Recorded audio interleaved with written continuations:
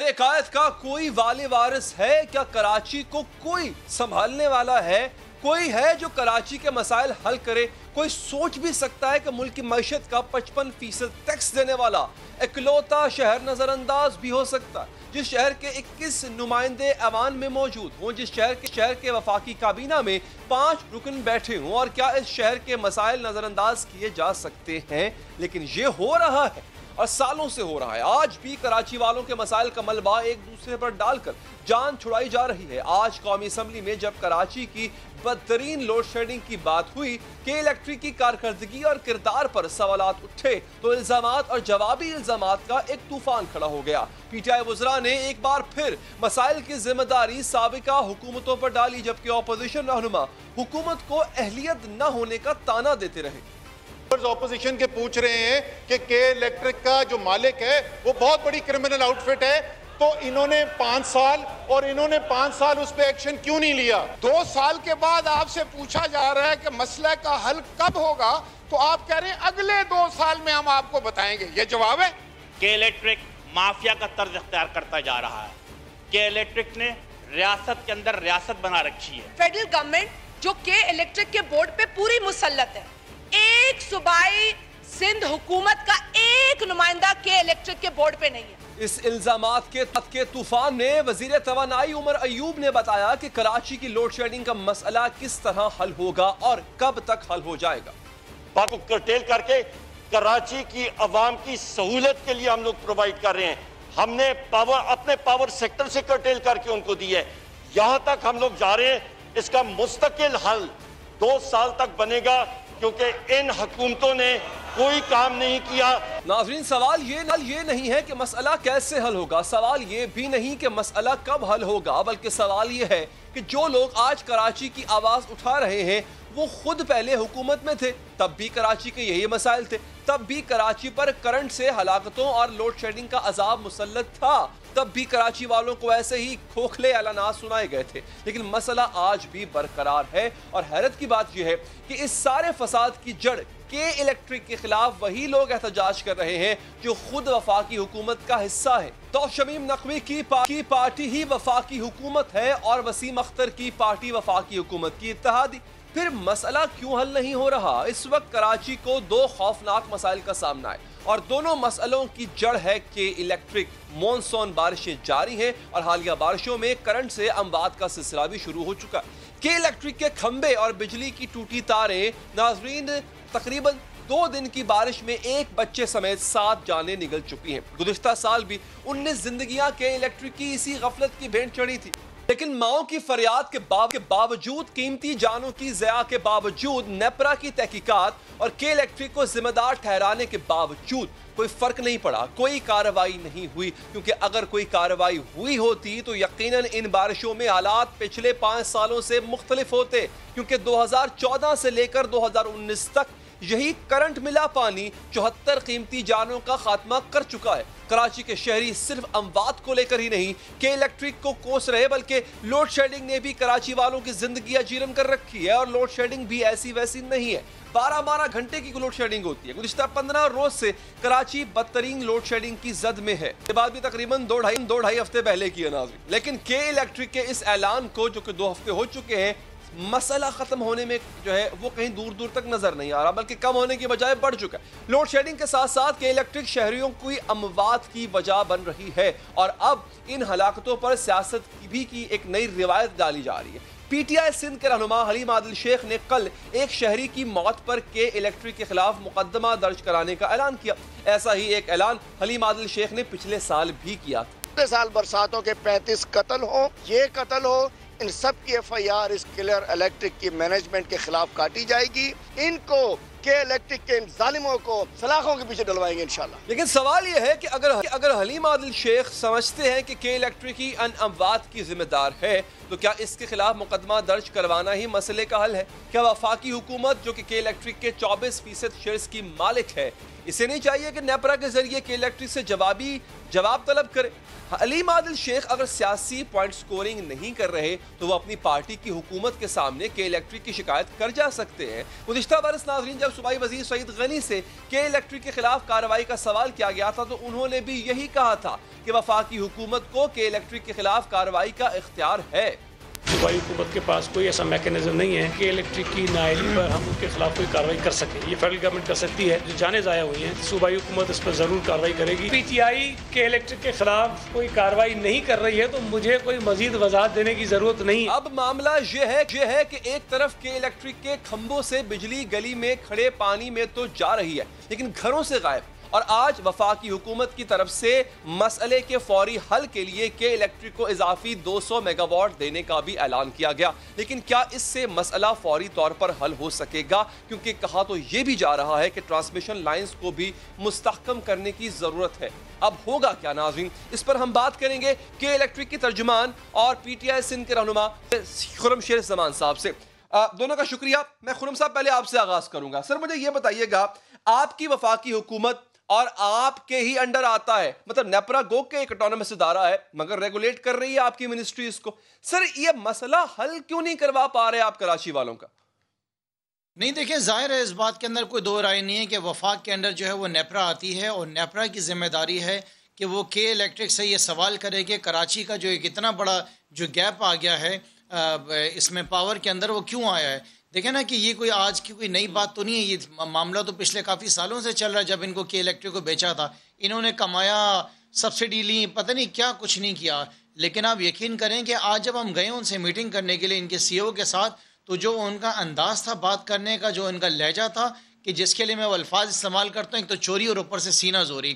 خیر اینی ویز، پاکستان تحریک انصاف بالکل احتجاج کے اوپر ہے، احتجاج پہ بیٹھی ہوئی ہے. چاہے وہ آپ کہیں کہ وہ نیپرا کے خلاف احتجاج کہیں، چاہے وہ کے الیکٹرک کے خلاف احتجاج کہیں. لیکن دیکھیں ایون اگر ہماری حکومت وفاق کے اندر ہے تو اس کا مطلب یہ نہیں ہے کہ ہم خاموش بیٹھیں گے. ہمارے لیڈر نے ہمیں یہ سکھایا ہے کہ جہاں پر ناانصافی ہوگی ہم نے وہاں کھڑا ہونا ہے. آپ کہہ سکتے ہیں کہ احتجاج نیپرا کے خلاف ہے، جو نیپرا جو وفاق کے اندر آتا ہے، لیکن اگر ہم اپنے اس دور کے اندر کے الیکٹرک کو ٹھیک نہ کر سکیں تو میرے خیال سے ہمارے لیے بڑا مشکل ہو جائے گا عوام کے پاس واپس سر 2 سالوں میں کیوں نہیں کر پائے؟ سر دیکھیں پچھلے سال بھی اموات ہوئی تھی، اس کے خلاف آواز تب اٹھتی ہے جب کوئی معاملہ سنگینی کی طرف بڑھ جاتا ہے. تو سر 2 سال میں تو، اور کے الیکٹرک کی حالت کی آج کی نہیں ہے، آپ سے پہلے کی ہے. سر جب آپ آئے تھے تو اس بات کی امید تھی کہ کے الیکٹرک کو ٹھیک کیا جائے گا، لیکن نہیں کیا گیا. اچھا، لاسٹ ایئر میں آپ کو بتاؤں کہ لوڈ شیڈنگ کا معاملات اتنے خراب نہیں ہوئے تھے، پھر بھی کنٹرول تھے. ہاں جو آپ نے بات فرمائی آپ بالکل ٹھیک کہہ رہے ہیں کہ نیپرا نے یہ کہا تھا کہ جو 14 اموات ہوئی ہیں 19 میں سے اس کی ذمہ دار مکمل طور پر کے الیکٹرک ہے. آپ جانتے ہیں ابھی تک انہوں نے ان کو کمپنسیٹ نہیں کیا ہے. اور جب میں نے ان سے یہ سوال کیا تو انہوں نے کہا کہ ہم نے جو ہے نا وہ انڈر دا ٹیبل کر لیا ہے اور ان سے ہماری ڈیل ہو گئی، آلدو میں سمجھتا نہیں ہوئی ہے. اور آج سے 2 دن پہلے اندازاً کچھ 6 لوگوں کا اور انتقال ہو گیا کے الیکٹرک کی نالائکی کی وجہ سے. تو دیکھیں اب یہ ہماری ذمہ داری ہے as P T I, as ہماری جو وفاقی حکومت ہے، چاہے ہم اپنی حکومت پہ پریشرائز کریں، ہم اپنے منسٹروں کو پریشرائز کریں، یہ ہماری ذمہ داری ہے تحریک انصاف کی کہ اس دفعہ ہم نے کے الیکٹرک کو چھوڑنا نہیں ہے. ہم نے اس معاملے کو ٹھیک کرنا ہے، چاہے اس کے لیے اگر اور کمپنیز آئیں تو ہماری تو ایڈوائز ہے کہ جب تک ایک کمپنی کی منوپلی رہے گی، میں آپ سے بتاؤں معاملہ ٹھیک نہیں ہوں گے. ایک سے زیادہ کمپنیز آنی چاہیے، ان کے ایگریمنٹس اب سامنے آنے چاہیے، ان کی کتنی انویسٹمنٹس ہونی تھی، انہوں نے کتنی انویسٹمنٹ کی ہیں. لیکن سب سے بڑا ایک اور بھی بہت بڑا مسئلہ ہے کہ ان کا جو مالک ہے وہ بھی اس وقت جیل کے اندر ہے، وہ بھی بند ہے. ان کے اوپر میرے خیال سے اندازاً $2 بلین کا کیس چلا ہوا ہے جو کہ بل گیٹس نے ان کے اوپر کیس کیا ہے. تو معاملہ کافی نازک ہے. اور لیکن سر یہاں پہ مجھے یہ بتائیے وزیر اعظم صاحب نے آج جو ہے کمیٹی بنائی ہے، جی وزیر اعظم صاحب نے آج ایک کمیٹی بنائی ہے جس کی ذمہ داری میں جو آتے ہیں وہ اسد عمر صاحب ہیں اور عمران اسماعیل صاحب جو ہمارے گورنر ہیں وہ ہیں، اور شہزاد قاسم صاحب ہیں. ان 3 لوگوں کی کمیٹی بنائی ہے اور ان سے کہا ہے کہ فوری طور پہ جو کہ الیکٹرک کے کراچی کے ایشوز ہیں ان کو فوری طور پہ حل کیا جائے.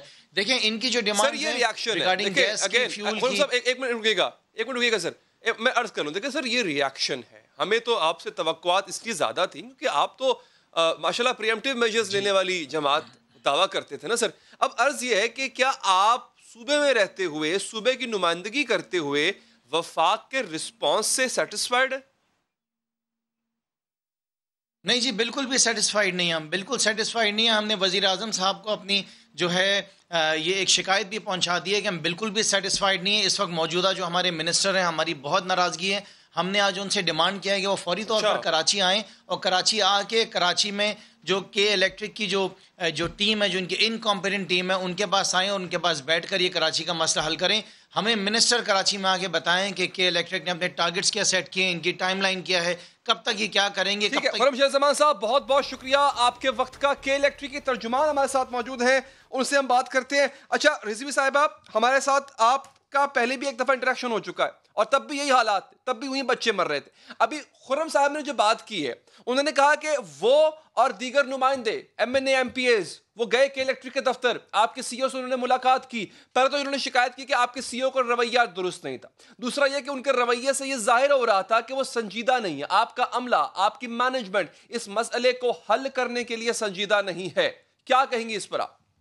میں ایبسولوٹ اس بلیف کے ساتھ کہہ سکتی ہوں کہ ہمارا ابھی پورا فوکس اس کرنٹ ایشو کو مینج کرنے میں ہے. آبویسلی ہم نے ایشوز کئی دفعہ ہائی لائٹ کیا ہے پرابلم، اور let me explain what the root of the problem is. دیکھیں اٹ اسٹارٹیڈ جون کے اندر، ہم نے جنوری میں 1,20,000 میٹرک ٹن فرنس آئل کا آرڈر پلیس کیا تھا. جنوری میں 6 مہینے پہلے.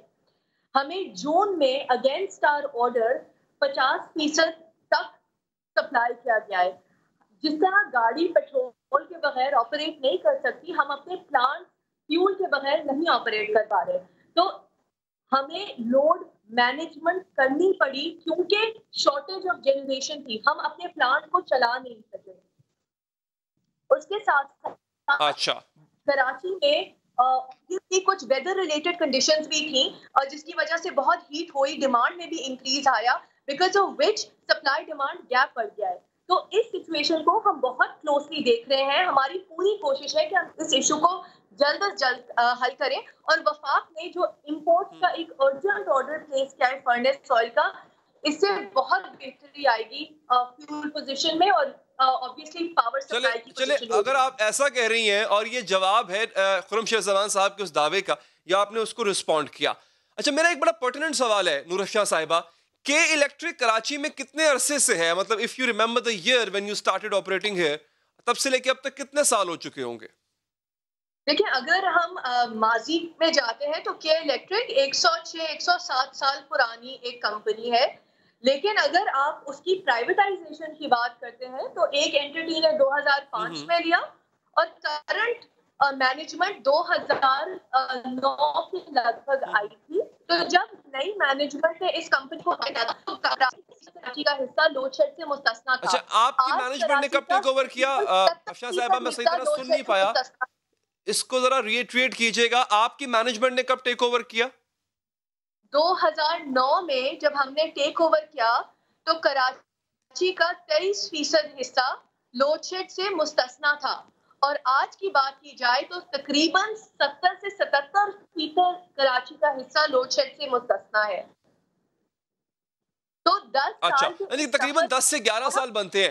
تو نور افشاں صاحبہ یہ بتائیے گا کہ ان 8, 10 یا 11 سالوں میں کیا وجہ ہے کہ کے الیکٹرک آپ انڈر یور مینجمنٹ کے الیکٹرک کراچی کی عوام سے صرف شکایت ہی سمیٹتی آئی ہے، اپریسیشن کبھی نہیں سمیٹی ہے، لوگ مر جاتے ہیں. چلے میں آپ کی بات مان لیتا ہوں نوشف صاحبہ کہ آپ کے فرنس آئل کا آرڈر آپ کا کمپلیٹ نہیں آ سکا، گرڈ میں آپ کو نہیں مل سکی پوری کی پوری بجلی، لیکن یہاں پہ آپ کی بجلی اتنی وافر ہوتی ہے کہ وہ پہلے کھمبوں کی تاروں سے اس پانی سے گلی میں پھر لوگوں کے جسموں میں اتر جاتی ہے اور مائیں بچے اپنی کھو بیٹھتی ہیں.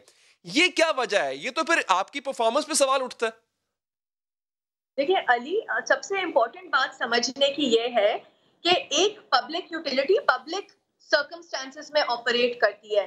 جو انوائرمنٹ اسے ملتی ہے اس کے بہت سارے امپیکٹ ہوتے ہیں اس یوٹیلیٹی کی پرفارمنس کے اوپر. اگر کراچی کی صرف بات کی جائے تو ورلڈ بینک کی رپورٹ ایگزسٹ کرتی ہے جو کہتی ہے کہ کراچی کا 50% سے زائد حصہ ان پلانڈ ہے. اس شہر میں تجاوزات ہیں. یوٹیلیٹی کا ایک رائٹ آف وے ہوتا ہے کہ آپ کسی بھی بجلی کے کھمبے سے یا پی ایم ٹی سے یا ٹرانسمیشن کی ہائی ٹینشن لائن سے ایک سرٹن ڈسٹینس رکھیں، کیونکہ یہ obviously بجلی کا انفراسٹرکچر ہے. لیکن ہمیں یہ ملتا ہے کہ ہماری ٹرانسمیشن کی لائنوں کے نیچے بستیاں آباد ہو جاتی ہیں، ہمارے کھمبے گھروں کے اندر لے لیے جاتے ہیں.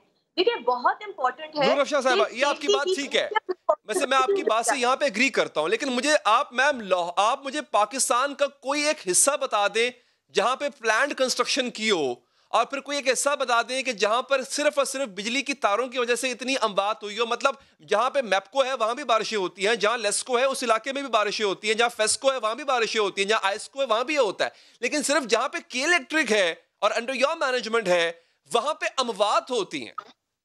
سو علی میں آپ کے ساتھ اگر تھوڑے سے کچھ اسٹیٹسٹکس شیئر کر سکوں تو یہ ریسنٹ بارشیں ہوئی ہیں منڈے کو, ٹیوزڈے کو اور وینسڈے کو. اس کے اندر مختلف میڈیا رپورٹس کے مطابق 6 سے 10 حادثات ہوئے ہیں, اموات ہوئی ہیں. ان میں سے کئی حادثات تقریباً 6 کے لگ بھگ گھر کے اندر پیش آئے ہیں, کیونکہ گھروں میں ناقص وائرنگ ہے اور کھڑا پانی تھا جو گھر کے اندر انٹر ہوا جس سے اموات پیش آئیں. تو دیکھیے یہ جو میں کیس کریٹ کر رہی ہوں نا وہ پلاننگ کا ہے. جب ایک شہر ان پلانڈ ہوگا تو اس طرح کے حادثات اکر ہوتے ہیں. تو رضوی صاحبہ بات یہ ہے کہ وہ جو 19 جانیں گئی تھی پچھلے سال جن میں بچے بھی تھے وہ تو گلی میں مرے تھے, وہ تو گھروں میں نہیں مرے تھے. میرے کہنے کا مقصد یہ ہے کہ دیکھیں ابھی تو مانسون شروع ہوگا, ابھی تو بارشیں شروع ہوں گی, اینڈ آئی پرے کہ کوئی بھی جان ضائع نہ ہو. بٹ اگر پچھلے سال کی ہسٹری ریپیٹ ہوتی ہے جس کے خدشات لگ رہے ہیں تو پھر کون ذمہ دار ہوگا؟ علی آپ نے ایک بہت ہی امپورٹنٹ سوال اٹھایا ہے اور اس کا اگر آپ مجھے چند منٹ دیں تو میں تھوڑا سا وضاحت بھی کرنا چاہتی ہوں کیونکہ یہ بہت امپورٹنٹ ہے. دیکھیں جو حادثات ہوئے تھے نا, اگر ان کی انڈر لائن ہم وجہ دیکھیں تو کیا تھی کہ الیکٹرک کے نیٹ ورک پہ اسٹریٹ لائٹ کے سوئچز لگائے گئے تھے, کہ الیکٹرک کے نیٹ ورک پہ انٹرنیٹ اور ٹی وی کیبلز کے گچھے لاد دیے گئے تھے. اس کے اوپر ہر بندہ ہر چیز ڈالے بغیر اجازت کے, بغیر پروسیس کے, بغیر سسٹم کے, تو نیٹ ورک کی سیفٹیز بائی پاس ہوتی ہے اور ہمارا سسٹم ڈیمیج ہوتا ہے. اب میں بتانا چاہوں گی ہم نے اس سال کیا کیا ہے. 10,000 اسٹریٹ لائٹ سوئچز ہم نے اس سال ہٹائی ہیں اور یہ ہماری مہم جاری رہے گی. تقریباً 2 لاکھ کنڈے ہم نے ہٹائے ہیں اور یہ مہم بھی جاری رہے گی. انٹرنیٹ اور ٹی وی کیبلز کے خلاف ہم نے آواز اٹھائی ہے اور کہا ہے کہ ان کو انڈر گراؤنڈ شفٹ ہونے کی ضرورت ہے. ہمیں بہت اس کے اپوزیشن کا سامنا کرنا پڑا ہے بٹ وی آر ڈٹرمنڈ. ہم نے ایک پبلک سیفٹی کیمپین انیشیٹ کی ہے جس کے اندر ہم لوگوں کو وارن کر رہے ہیں کہ گھر کے اندر اور گھر کے باہر بجلی کے آلات سے وہ کس طرح سے رہ سکتے ہیں. تو لیکن ہم آئسولیشن میں نہیں رہ سکتے. پورا ایکو سسٹم موجود ہونا چاہیے جو انشور کرے کہ لوگ سیف رہ سکیں, اور ایک بہت بڑی رسپانسبلٹی شہریوں کی خود بھی ہے. آپ کی بات اس حد تک جو آپ بات کر رہی ہیں ٹیکنیکلی اس سے آپ کی بات ٹھیک ہے, میں مان لیتا ہوں آپ کی بات بالکل ٹھیک ہے, لیکن the problem here is جب میں کمپیریزن کرتا ہوں with rest of Pakistan Rizvi صاحبہ تو وہاں بھی ایسا ہی ہے. میں اس وقت لاہور سے شو کر رہا ہوں, I can take you to the areas جہاں پہ exactly ایسا ہی ہے. تو وہاں پہ ایسا کیوں نہیں ہوتا؟ ایک بات. دوسری بات یہ, اب آپ کے کہنے کا مقصد یہ ہے کہ چونکہ ان پلانڈ سٹی ہے, اسٹرکچرل چینجز ہو نہیں سکتے, تو ہم کچھ نہیں کر سکتے, لوگ مرتے رہیں گے, لوڈ شیڈنگ ہوتی رہیں گی, تاریں پانی میں گرتی رہیں گی, لوگ کرنٹ سے مرتے رہیں گے. مطلب there is no solution to it. میں یہی سمجھ رہا ہوں نا. نہیں علی, میں نے آپ کو یہ بتایا ہے کہ ہم نے کیا کیا کر رہے ہیں اور ہم کیا کیا کرنا چاہتے ہیں. تو ایک تو ہم نے اپنے انفراسٹرکچر کو ریزیلینٹ بنانے کے لیے اس کے اوپر سے انکروچمنٹس ہٹائی ہیں. اس کے ساتھ ساتھ ہم نے اپنے نیٹ ورک کا ریویو بھی کیا ہے, کیونکہ آبویسلی آپ کو پتا ہے ارتھنگ اور گراؤنڈنگ کی وائرز کاپر کی, ہم نے ان کو بھی ریہیبلیٹیٹ کروایا ہے. ہم نے اپنے سسٹم کو محفوظ بنانے کی کوشش کی ہے, لیکن ہماری کوشش کے اندر ایک بہت بڑا پارٹ یہ ہے کہ ہم تمام اسٹیک ہولڈرز کو بھی انکلوڈ کرنا چاہتے ہیں. اس لیے ہم نے کانسٹیٹیوشنل پٹیشن بھی سندھ ہائی کورٹ میں دائر کی ہے جس میں ہم نے کہا ہے کہ یہ کئی اسٹیک ہولڈرز ہیں جو ریسپانسبلٹی اور اونرشپ رکھتے ہیں. رضوی صاحبہ آپ نے کہا آپ اس پہ کام کر رہی ہیں, مطلب آپ کا ادارہ کام کر رہا ہے اور مزید کام کرنا چاہتا ہے, ویری گڈ, اپریشیٹیبل. لیکن مجھے یہ بتائے گا کہ آپ کا جب نیپرا سے معاہدہ ہوا تھا تو کیا ٹائم فریم دیا تھا آپ نے کہ یہ جو کام ہے, جتنا بھی ریسٹوریشن کا کام ہے, چیزوں کو ٹھیک کرنے کا کام ہے, یہ آپ کب تک کر لیں گے, کوئی ٹائم فریم اور کتنی حد تک کر لیں گے؟ کیا آپ نے اس معاہدے کی جتنی بھی ریکوائرمنٹس تھیں ان کو فلفل کیا؟ دیکھیں یہ ہماری ایفرٹ ہے on going to make the city safe. جو کانسٹیٹیوشنل پٹیشن ہم نے دائر کی ہے وہ ہماری ایفرٹ ہے. اگر ہم انٹرنیٹ اور ٹی وی کیبلز کو ہٹانا چاہ رہے ہیں اپنے نیٹ ورک سے تو وہ ہماری ایفرٹ ہے ہمارے سسٹم کو محفوظ کرنے کے لیے. نیپرا کی انویسٹیگیشن کا ایک آن گوئنگ پروسیس تھا, وہ بھی ان پیرالل چل رہا ہے. ہم نے اپنی ایک اپیل بھی کی ہے میرا بڑا پریسائز کوشچن تھا ریگارڈنگ نیپرا کے ان کے ساتھ جو بھی معاہدہ آپ کا ہوا تھا رضوی صاحبہ, کیا وہ ریکوائرمنٹس آپ نے فلفل کی ہیں؟ وہ ذرا فیچرز بتا دیں کہ کیا کیا آپ کے باؤنڈنگ تھا کرنا آپ نے, اور کیا آپ کر سکے کیا نہیں کر پائے؟ دیکھیں اگر بات ہو پچھلے 10 سال میں تو ہم نے لگ بھگ 2.8 ارب ڈالر کی انویسٹمنٹ کی ہے. 45 ارب کے لگ بھگ اپنے سسٹم کو امپروو کرنے میں انویسٹ کیا ہے, اور اگر اسی دوران یہ کہ ہم پروفیٹیبلٹی اٹھائیں تو وہ اس انویسٹمنٹ سے ریلیٹیولی کافی کم ہے. میں بیسکلی آپ کی وہ آپ کے ادارے کی بیلنس شیٹ نہیں پوچھ رہا تھا, میں یہ عرض کر رہا تھا کہ آپ کا نیپرا کے ساتھ جو معاہدے میں جو ریکوائرمنٹس تھیں آپ نے وہ فلفل کی ہیں. آپ نے انویسٹمنٹ بہت زیادہ کی, بہت اچھی بات ہے, پر یہی ریکوائرڈ تھا آپ سے؟ دیکھیں نیپرا کے ساتھ ہماری ایک انویسٹمنٹ پلان اپروو ہوا ہے, وہ میں آپ کے ساتھ شیئر کر رہی ہوں کہ اس کی ڈیٹیلز کیا ہے. تو 2 ارب ڈالر کی آئندہ انویسٹمنٹ بھی 3 سال میں ہوگی, جس میں بھی جنریشن انکلوڈیڈ ہے. اس کے علاوہ جو نیپرا کی ایک انویسٹیگیشن تھی ان لاسٹ ایئرز انسیڈنٹ, وہ آن گوئنگ ہے, وہ کنکلوڈ نہیں ہوئی. اس میں ہماری ایک اپیل بھی ہے کہ ایکسٹرنل فیکٹرز کو کنسیڈر کیا جائے, کیونکہ دیکھیں اگر آپ کے الیکٹرک کو ذمہ دار ٹھہرا بھی دیں گے لیکن ایکسٹرنل فیکٹرز کو کنسیڈر نہیں کریں گے اور ان کو ایڈریس نہیں کریں گے تو حادثات پھر بھی ہوں گے. تو بہت امپورٹنٹ ہے کہ روٹ کاز انالیسس ہو تاکہ ان سب چیزوں کو حل کیا جائے پرماننٹلی.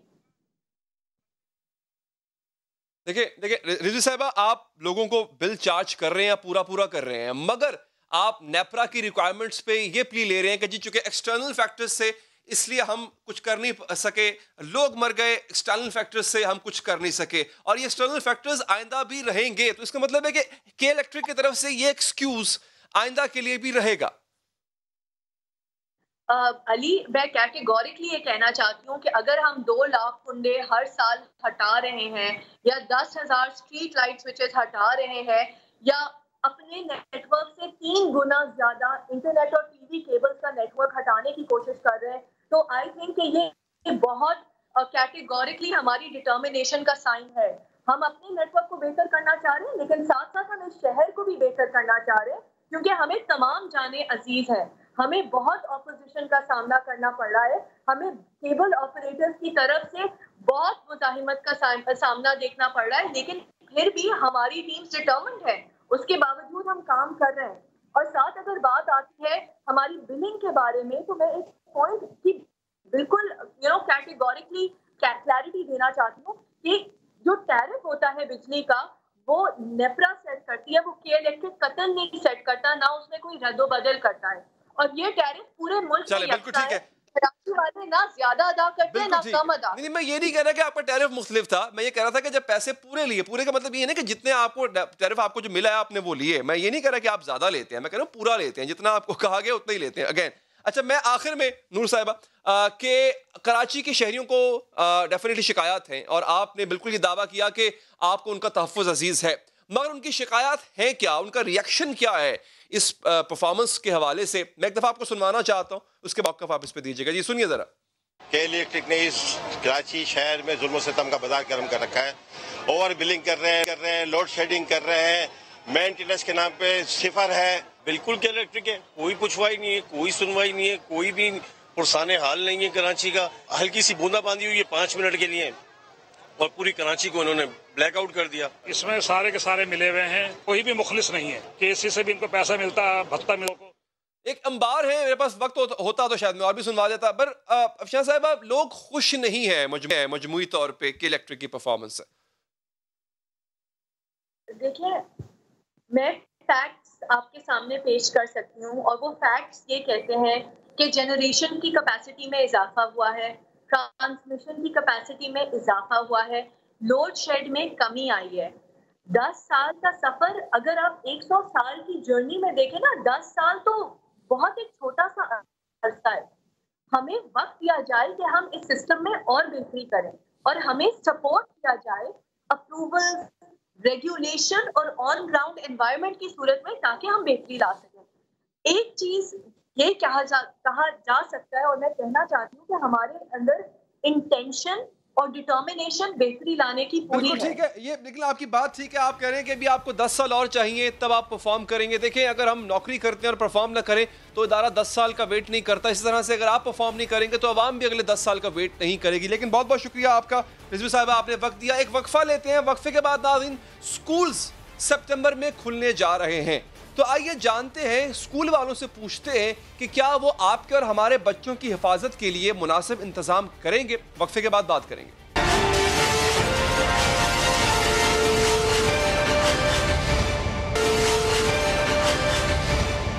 ناظرین، اسکول جانے والے بچوں، کالج اور یونیورسٹیز کے طلباء اور ان کے والدین کے لیے بہت ہی اہم خبر. ملک بھر کے تعلیمی ادارے 15 ستمبر سے کھول دیے جائیں گے. یہ فیصلہ حتمی تو ہے لیکن صورتحال دیکھتے ہوئے تبدیل بھی کیا جا سکتا ہے. اہم بات یہ ہے کہ اس فیصلے کا ہمارے بچوں پر کیا اثر پڑے گا. کیا تعلیمی اداروں میں جا کر وہ بیماری سے محفوظ رہ سکیں گے؟ حکومت اس بات کو کیسے یقینی بنائے گی؟ اسکولز انتظامیہ بچوں کی حفاظت کیسے یقینی بنائیں گے؟ اگر خدا نہ خواستہ اللہ نہ کرے بچوں کو کچھ ہوا تو ذمہ دار کون ہوگا؟ اور اگر اللہ نہ کرے بچوں کو بیماری لگی تو وہ بیماری گھروں میں ان کے والدین اور بہن بھائیوں تک بھی منتقل ہو سکتی ہے. اگر یہ صورتحال ہوئی تو پھر اس کا کیا حل ہوگا؟ سکولز دنیا کے دیگر ممالک میں بھی کھولے گئے ہیں، وہاں کیا احتیاطی تدابیر اختیار کی گئی ہیں؟ ہم ان سے کیا سیکھ سکتے ہیں؟ حکومت پاکستان نے کچھ سٹینڈرڈ آپریٹنگ پروسیجرز یعنی ضابطے بنائے ہیں. کچھ ضابطوں پر مشاورت جاری ہے. تعلیمی سرگرمیوں کے حوالے سے SOPs وفاقی وزارت تعلیم بنائے گی. تاہم صوبوں کو بھی اجازت ہوگی کہ وہ اپنے حالات کے مطابق ان SOPs میں ترمیم یا اضافہ کر سکتے ہیں. یہ جو کھلیں گے اس میں بہت ساری تجاویز آئی ہیں. ایک تجویز یہ ہے کہ جی کلاسز کی تعداد کم کر کے 2 شفٹ میں کیا جائے. ایک تجویز یہ بھی ہے کہ ایک دن ایک کلاس کے بچے اگر آتے ہیں تو ان کو ایک دن چھٹی دے کے پھر اگلے دن ان کو لایا جائے. کچھ یہ ہے کہ کلاسز جو ہیں ان کو کھلا کر دیا جائے، اور کوئی ہے کہ جی آڈ اور ایون نمبرز کے مطابق اسٹوڈنٹس کو بلایا جائے. کچھ یہ ہے کہ بڑی کلاسز کو پہلے بلایا جائے پھر چھوٹی کلاسز کو بلایا جائے. تو یہ سارے معاملات جو ہیں ہم ساتھ ساتھ ریویو کرتے رہیں گے. ناظرین، نجی اسکولز کی ایسوسی ایشن ایک عرصے سے حکومت سے اسکولز کھولنے کا مطالبہ کر رہی تھی. انہوں نے بھی احتیاطی تدابیر کے لیے کچھ ضابطے طے کر رکھے. بچوں کی تعلیم جتنی اہم ہے، بچوں کی بیماری سے حفاظت اس سے بھی زیادہ اہم ہے. اس لیے اسکولز انتظامیہ کو حفاظتی تدابیر کا بہت زیادہ خیال رکھنا ہوگا. اس بات کا خیال رکھنا ہوگا کہ طلباء اور انتظامیہ دونوں حفاظتی تدابیر پر عمل کریں. اور اگر ایسا نہ ہوا تو وفاقی وزیر تعلیم نے واضح الفاظ میں کہہ دیا کہ SOPs پر عمل نہ کرنے والا اسکول بند کر دیا جائے گا. Standard operating procedures ministry of education بنائے گی، لیکن پھر ہم صوبوں کو کہیں گے کہ آپ اپنے اپنے مقامی حالات کے مطابق جو ہے وہ SOPs بنا سکتے ہیں، اور پروونشل گورنمنٹس اس کی مانیٹرنگ کریں گی. اور اگر کہیں SOPs پہ عمل نہ ہوا تو پروونشل گورنمنٹس جو ہیں اس ادارے کو یا اس اسکول کو یا جو بھی ہے اس کو بند کر دیں گے. عالمی سطح پر دیکھا جائے تو کئی ملک ایسے ہیں جنہوں نے اسکول کھولے ہیں اور وہاں احتیاطی تدابیر پر عمل بھی کیا جا رہا ہے. تائیوان میں فروری کے مہینے سے ہی اسکول کھول دیے گئے تھے. چین کے کچھ علاقوں میں مارچ میں اسکول کھولے گئے. ناروے اور دیگر ممالک نے اپریل کے مہینے میں اسکول کھول دیے تھے. لیکن یہ اسکول کھولنے سے پہلے اور تعلیم کے دوران حفاظتی اقدامات کا بہت سخت خیال رکھا جاتا ہے. مثلا چین میں کلاسز شروع کرنے سے پہلے پورے کیمپس کو جراثیم سے پاک کیا جاتا ہے. اسکول داخلے سے پہلے بچوں کا درجہ حرارت چیک کیا جاتا ہے. کلاس میں ماسک پہنے جاتے ہیں. طلباء کم از کم 1 میٹر کا فاصلہ رکھتے ہیں. طالبان نے بچوں کے درمیان سماجی فاصلہ رکھنے کے لیے بہت ہی منفرد طریقہ اختیار کیا گیا. وہاں بچوں کی میز پر پلاسٹک کے ایک دیوار سی بنا دی گئی تاکہ جراثیم کا پھیلاؤ روکا جا سکے. بچے کھانا کھانے جائیں تو وہاں بھی اس بات کو یقینی بنایا جاتا ہے کہ وہ ایک دوسرے سے فاصلے. طالبان نے بچوں کو بچانے کے لیے دیگر طریقے تو ہیں ہی جو چین میں اختیار کیے گئے، جیسا کہ داخلے سے پہلے بچوں کو جراثیم کش اسپرے کا چھڑکاؤ، درجہ حرارت کا چیک کرنا. اسکول داخلے سے پہلے जूतों को भी जरासीम से पाक करना। लेकिन अब एक और बहुत ही दिलचस्प काम किया गया, जैसे अपने यहाँ हर क्लास का एक मॉनिटर होता है ना, जो बच्चों पर नजर रखता है और टीचर को उनकी शिकायतें लगाता है। इसी तरह ताइवान की हर क्लास में एक सफाई का मॉनिटर भी मुकर्रर किया गया। क्लास को जरासीम से पाक रखना इसकी जिम्मेदारी होती है। इस तरह से बच्चों में अपनी हिफाजत का शऊर पैदा किया जा रहा है। नाज़रीन, नॉर्वे में भी अप्रैल महीने से स्कूल खोल दिए गए थे और इससे कबल पूरी मंसूबाबंदी की गई। समाजी फासला रखने के लिए तलबा के छोटे छोटे ग्रुप्स बनाकर इन्हें तालीम दी जाती। एक ग्रुप में 15 से ज्यादा बच्चे जमा नहीं होने दिया जाता। किसी खुले इलाके में तो समाजी फासला रखना मुमकिन है, लेकिन किसी स्कूल के क्लासरूम में तो तामीर ही बच्चों की तादाद के हिसाब से किए जाते। तो जो क्लासरूम बना ही फर्ज कर लें आपके 20 बच्चों के लिए, इसमें 20 बच्चे आ गए तो समाजी फासला कैसे मुमकिन होगा? डेनमार्क में इसका मुनफरिद इलाज ढूंढा गया। डेनमार्क में स्कूल्स के ग्राउंड में टेंट लगाकर क्लासरूम बना दिए। मलेशिया में भी स्कूल खोले गए हैं और इसके लिए SOPs तय की गई हैं। इन SOPs में समाजी फासला रखने की हिदायत तो दर्ज है ही, ये भी कहा गया है कि तलबा को कैंटीन में बैठकर खाना खाने की इजाजत नहीं होगी, बल्कि इन्हें अपना खाना घर से ही लाना होगा और क्लासरूम में बैठकर ही खाना होगा। मलेशिया के DG हेल्थ डॉक्टर नूर हशाम ने कहा है कि हालात के साथ साथ वो अपने SOPs में भी तब्दीलियां करते जाएंगे। अगर पाकिस्तान में भी स्कूल्स खोलने हैं तो हमारे पास इन ममालिक की मिसालें मौजूद हैं, लेकिन सवाल यही है कि क्या हमारे यहाँ SOPs पर पाबंदी मुमकिन बनाई जाएगी? पूछेंगे ऑल पाकिस्तान प्राइवेट एसोसिएशन के सदर काशिफ मिर्जा से। मिर्जा साहब, शुक्रिया आपके वक्त का। सर, ये तो कर पा रहे हैं, SOPs पर अमल हो रहा है। हमारे यहाँ शरह खानदगी इतनी अच्छी नहीं है, एक्सपोजर कम है, एहतियात कम करते हैं, तो क्या आप यकीनी तौर पर कह सकते हैं कि स्कूल खुलेंगे तो आप SOPs पर अमल करवा पाएंगे? पहले तो सवाल ये है कि आपको ये यकीन है कि ये 15 तारीख को भी खोलेंगे? क्योंकि हमने तो मासी में से जो अभी तक इनकी कमिटमेंट्स देखी हैं, अप्रैल को हमने सुना 5 अप्रैल को खुलेंगे, देन अप्रैल से मई से जून से जुलाई, अगस्त, और अभी आपने कल सुना कि 1 सितंबर को खुलेंगे और आज सुना कि 15 सितंबर को खुलेंगे। तो पहले तो इनसे ये कमिटमेंट लें कि क्या ये कमिटेड भी हैं कि ये खोलेंगे। अभी तक तो इफ और बट के चक्कर से ये बाहर नहीं निकल रहे। और रह गई बात SOPs की, तो आपको तो याद होगा हमने तो इनको अप्रैल में ये SOPs दिए, और क्यों दिए थे? इम्प्लीमेंटेशन के लिए। जो काम आपने 15 सितंबर को करना है वो काम तो आप 15 अगस्त को कर सकते हो।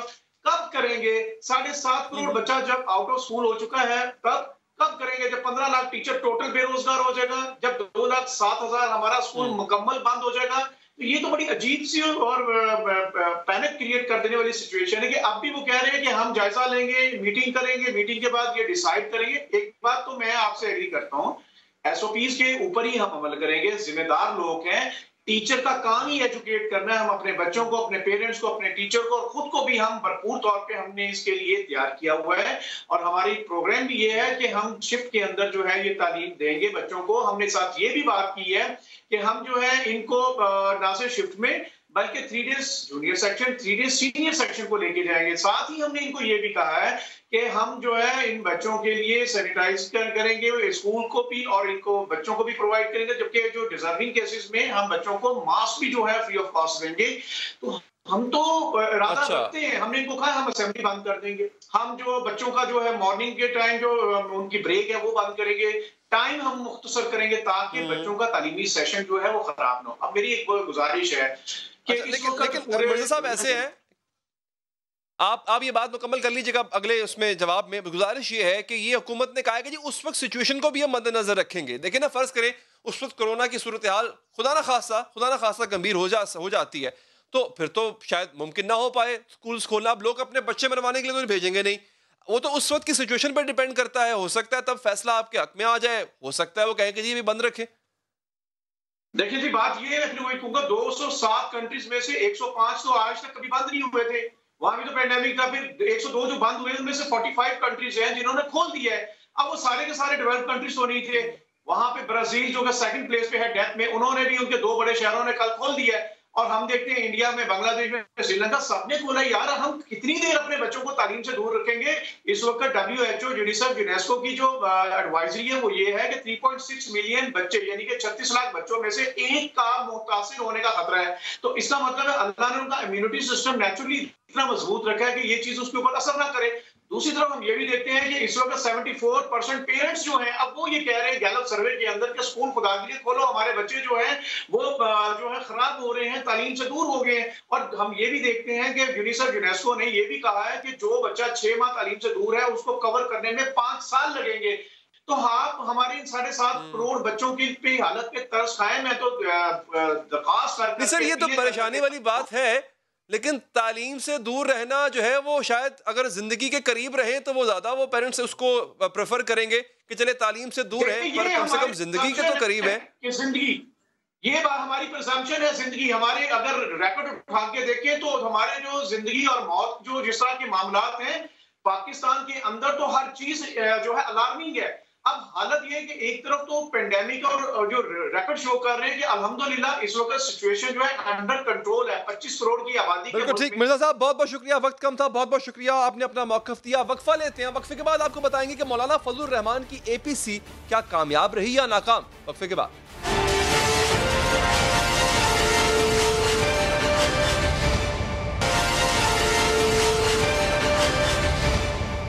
नाज़रीन, मौलाना फजलुर रहमान अकेले क्यों रह जाते? इनकी सियासी हलीफ जमातें इनका साथ छोड़कर क्यों चली जाती?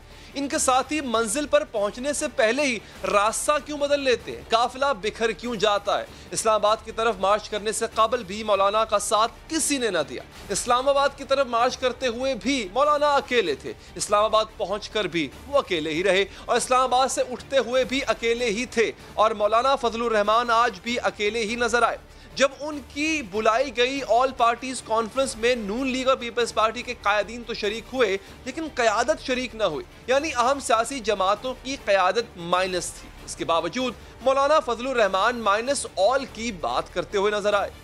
एक अंडे को निकालने से कुछ नहीं होगा, पूरा टोकरा जो है वो खराब है। माइनस ऑल की बात करें। ये पहली ऑल पार्टीज कॉन्फ्रेंस नहीं जिसमें अपोजिशन ने मौलाना को झंडी दिखाई हो। गुज़िश्ता साल नवंबर में भी मौलाना फजलुर रहमान ने ऑल पार्टीज कॉन्फ्रेंस बुलाई थी और इसमें भी ना शहबाज शरीफ शरीक हुए, ना ही बिलावल भुट्टो आए थे। मौलाना फजलुर रहमान ये तक समझने से कासिर रहे थे कि इन दोनों रहनुमाओं की पोजीशन क्या है। मौलाना फजलुर रहमान ने हुकूमत के खिलाफ एक मार्च भी किया था। इस मार्च में भी उनकी हलीफ सियासी जमातों ने जुबानी कलामी तो हिमायत की, कहीं कहीं स्टेज पर आकर तकरीर भी की, लेकिन मौलाना के साथ एहतजाज में कोई भी शरीक न हुआ। हलीफों की जानिब से कमर दिखाने के बावजूद मौलाना फजलुर रहमान ने मार्च किया, इस्लामाबाद तक आए, 14 दिन तक शहर इक़्तिदार में बराजमान रहे और फिर नाकाम होने के बाद एक नए महाज पर जाने का ऐलान कर दिया। मौलाना फजलुर रहमान तो ये यकीन किए बैठे थे कि उनके कहने पर हुकूमत मुस्ताफी हो जाएगी, 2020 के आगाज के साथ ही कोई नया निजाम भी आ जाएगा। वो दावा करते थे कि सिर्फ 3 महीने में इलेक्शन भी करा दिए जाएंगे।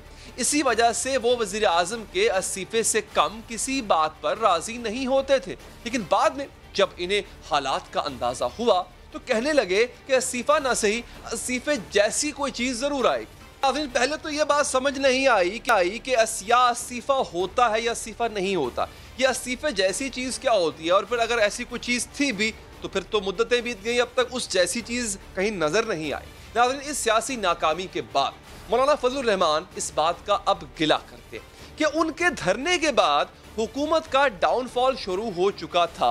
अगर पीपल्स पार्टी और मुस्लिम लीग नून ये भी मैदान में निकलती, मौलाना का साथ देती, मार्च में शामिल होती, तो आज नाज़रीन नक्शा तब्दील होता। यानी मौलाना का शिकवा रहा कि उनको अच्छे हमसफर नहीं मिले हैं। मौलाना फजलुर रहमान खुद को एक बहुत ही बड़ी सियासी हकीकत भी समझते। उनका ये बयान रिकॉर्ड पर है कि जिसमें वो कह रहे हैं कि उनकी शराकत के बगैर रियासत का तस्वुर ही मुकम्मल नहीं हो सकता। अब अगर मौलाना जब शरीक नहीं है तो फिर अब जो हमारे पास रियासत है वो क्या है, इसका जवाब तो मौलाना ही दे सकते हैं। नाज़रीन, मौलाना फजलुर रहमान खुद को नागुज़ीर समझते हैं, लेकिन उनके सियासी हलीफों ने हर अहम मौका पर उनका साथ छोड़ा है, यानी किसी ने उनको नागुज़ीर नहीं समझा। किसी सियासी मुहिम में आगे बढ़कर जब मौलाना ने पीछे मुड़कर देखा तो खुद को तन्हा ही पाया और मौलाना मरकज की सतह पर APC मुनक्कद करने जा रहे हैं।